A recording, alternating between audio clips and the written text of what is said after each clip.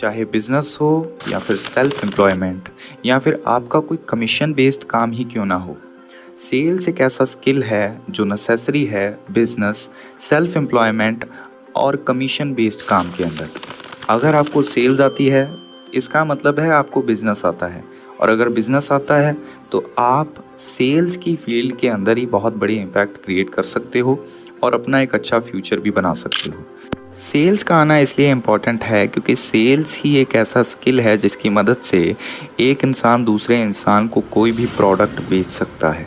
अगर आपने सेल्स सीख ली तो मान लीजिए कि आपने आधा बिजनेस सीख लिया है, बिकॉज सेल्स ये सिखाता है कि किसी प्रोडक्ट को कैसे किसी भी कस्टमर को पिंच करके बेचा जा सकता है।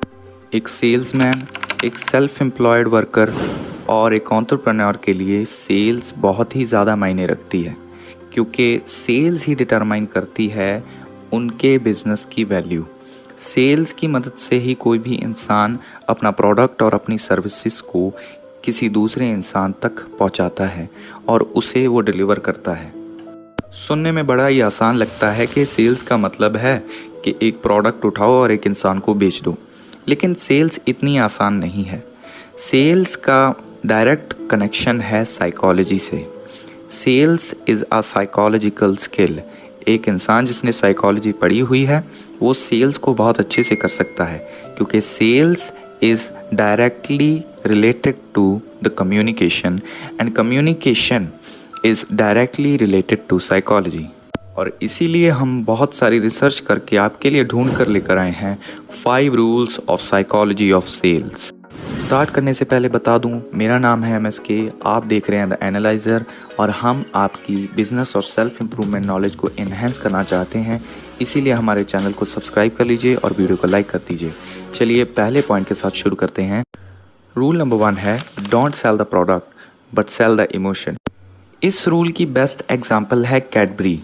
कैडबरी अपनी एडवर्टाइजमेंट में कभी भी चॉकलेट का तो नाम ही नहीं लेती। वो कभी नहीं कहती कि हमारी चॉकलेट बहुत अच्छी है, हम बहुत ही अच्छी चॉकलेट बनाते हैं, यह बहुत ही बेहतर है। वो अपनी एडवर्टाइजमेंट्स के अंदर पिंच डायलॉग रखते हैं, कुछ मीठा हो जाए। उन्होंने एक ऐसा मार्केटिंग कैंपेन निकाला जिससे कि अब वो एक स्वीट प्रोडक्ट की बजाय एक सेलिब्रेशन प्रोडक्ट हो गया। कैडबरी अब बच्चों की पसंद ही नहीं बल्कि बड़ों की पसंद भी बन गया है। अब आप देखो तो ज़्यादातर त्योहारों में आपको लड्डू के डब्बों की बजाय कैडबरी के नट बॉक्सेस देखने को मिलेंगे। इसीलिए अपने प्रोडक्ट के साथ एक ऐसा इमोशन जोड़ो जो उस प्रोडक्ट को डिफाइन करता हो, और आप अपने सेल्स के अंदर ड्रास्टिकल चेंज देखोगे। पॉइंट नंबर 2 है नो योर कस्टमर्स। इस पॉइंट को एक एग्जांपल से समझो। मान लो कि तुम एक कार सेल्समैन हो जो एक अल्टो बेचना चाहते हो। तुम एक ऐसे इंसान के पास जाते हो जिसके पास एक साइकिल है और उसके पास मोटरसाइकिल लेने के भी पैसे नहीं हैं। तुम उस इंसान को जाकर कहते हो कि प्लीज़ ये कार ख़रीद लो। तो तुम मुझे बताओ कि क्या वो इंसान वो कार ख़रीदेगा? जवाब है नहीं, क्योंकि उसके पास एक मोटरसाइकिल ख़रीदने के भी पैसे नहीं हैं। और अब तुम एक ऐसे इंसान के पास जाओ जो कि रोल्स रॉयस, BMW और मर्सिडीज़ जैसी बड़ी बड़ी गाड़ियों में घूमता है, और उसे कहो कि अल्टो ख़रीदो, तो क्या वो तुम्हारी बात मानकर अल्टो ख़रीदेगा? जवाब है नहीं, क्योंकि वो कस्टमर BMW और बड़ी बड़ी गाड़ियों का शौकीन है और वही गाड़ियाँ चलाता है, तो वो अल्टो क्यों ख़रीदेगा यार? तो इस कहानी से हमें ये शिक्षा मिलती है कि अपना कस्टमर ढूंढो, एक ऐसा कस्टमर जो तुम्हारे प्रोडक्ट के लिए सबसे ज़्यादा सूटेबल हो और जो तुम्हारा प्रोडक्ट बिल्कुल ख़रीदने के लिए तैयार हो जाए, इसलिए क्योंकि वो प्रोडक्ट उसके लिए सूटेबल है और उसके लिए बेस्ट फिट है। इसी तरह से तुम्हें अपने बिज़नेस के अंदर अपने प्रोडक्ट को स्टडी करके उस फील्ड के लोगों को ढूंढना है जो उस प्रोडक्ट के लिए बने हैं, या फिर उन लोगों को ढूंढना है जिसके लिए वो प्रोडक्ट बना है। रूल नंबर 3 है don't build a business, instead build a relation. देखो, चाहे बेचनी हो कोई बड़ी गाड़ी या फिर बेचना हो कोई छोटा सा शैम्पू का पाउच, हमें एक सेल्स के अंदर ट्रस्ट जो है वो प्रोडक्ट से भी ज़्यादा मायने रखता है, और ट्रस्ट बिल्ड करने के लिए हमें रिलेशन बिल्ड करना ज़रूरी है। इसलिए एक आम सेल्समैन हमेशा प्रोडक्ट के ऊपर ध्यान देता है, लेकिन एक विजनरी सेल्समैन हमेशा रिलेशन के ऊपर ध्यान देता है, क्योंकि उसे पता है कि अगर उसने रिलेशन बिल्ड कर लिया तो उसने अपने प्रोडक्ट की एक सप्लाई चेन को बिल्ड कर लिया।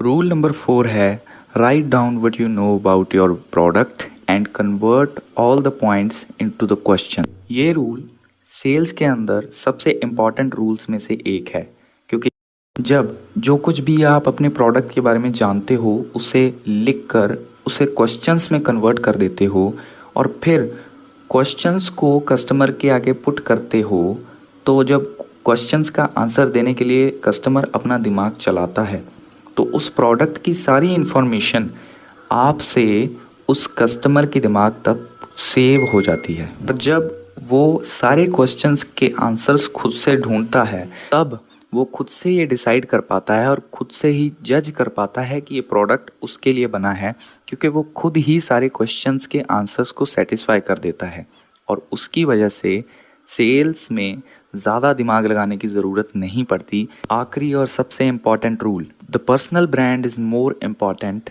Then the product. अब आप ही बताइए कि एक प्रोडक्ट की एडवर्टाइजमेंट के लिए ज़्यादातर कंपनीज़ बड़े बड़े एक्टर्स को ही क्यों इंक्लूड करती है, जैसे कि क्रेटा की एडवर्टाइजमेंट के लिए शाहरुख खान और मुथूट फाइनेंस की एडवर्टाइजमेंट के लिए अमिताभ बच्चन, क्योंकि उन सब एक्टर्स का एक पर्टिकुलर पर्सनल ब्रांड है जिसकी वजह से वो हज़ारों लोगों के ऊपर एक इम्पैक्ट क्रिएट करते हैं। और अगर आपका खुद का ही एक बहुत ही अच्छा पर्सनल ब्रांड बन जाए तो आपको किसी भी तरह के एडवर्टाइज़र की ज़रूरत नहीं पड़ेगी और आप खुद से ही किसी भी प्रोडक्ट को अगर प्रमोट करोगे तो वो प्रोडक्ट सेल्स में काफ़ी हाई चला जाएगा। आज की वीडियो में बस इतना ही। अगर आपको ये रूल्स पसंद आए हैं और आपको ये थोड़े से भी अपने काम के लगे हैं तो प्लीज़ इस वीडियो को लाइक कर दीजिएगा और कमेंट सेशन में ज़रूर बताइएगा कि अगली वीडियो आपको किस चीज़ पर चाहिए। We are working on our system and you should work on your system as guided by our channel. Thank you.